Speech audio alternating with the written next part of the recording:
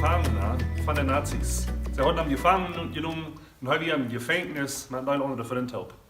Ein Tag legt ein von seinen Freunden dort uitklären von dem Gefängnis.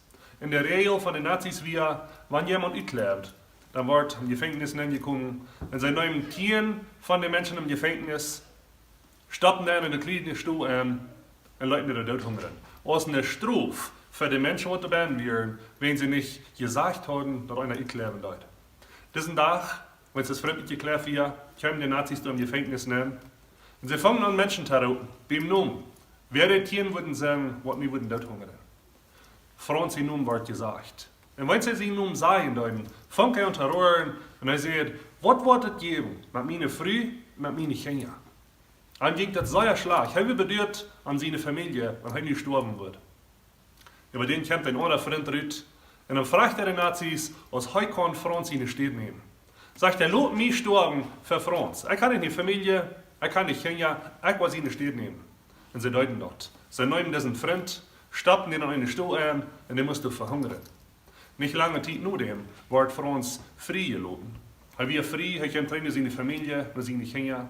Und bei jeder Jahr am August, der Tag, wo das passiert wird, vor er trainiert, da steht, wo sie ihn gefangen gehabt, und dacht an diesen Tag, dacht an noch, was sein Freund für ihn getan hat. Er hat leben. Er kann nicht leben, wenn sein Freund wie angestehen für ihn und hat den Preis betont und er hat nicht gestorben. Römer Kapitel 4, Vers 8 sagt, wenn es wie nach Sünder wird, in unser Sinn, schickt Gott seinen Sohn Jesus Christus, zum für mich sterben, zum meinen Platz einnehmen, zum für meine Sinn betont. Lieber Freund, hast du das angenommen? Du wirst schuldig, ich bin schuldig. Wir haben uns versinnigt. Wir sollen sterben, in ewig dort, in der Hall. Aber Jesus kam mit Leib und betont den Preis. Er kam mit Leib und starb ein für mich. Betont den Tod, wo ich sterben soll. Da ich nicht gestorben. Hast du das angenommen? Luther nicht verdammt hat sagen, dass Jesus für dich gestorben ist. Damit sie persönlich annehmen und glauben. Damit sie persönlich glauben und persönlich annehmen. Jesus hat das betont.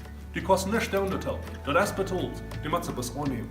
Nimm das an von dir, wenn du noch nicht hast. Luther nicht verdammt hat sagen, was Jesus für dich getan hat. Gottes Segen.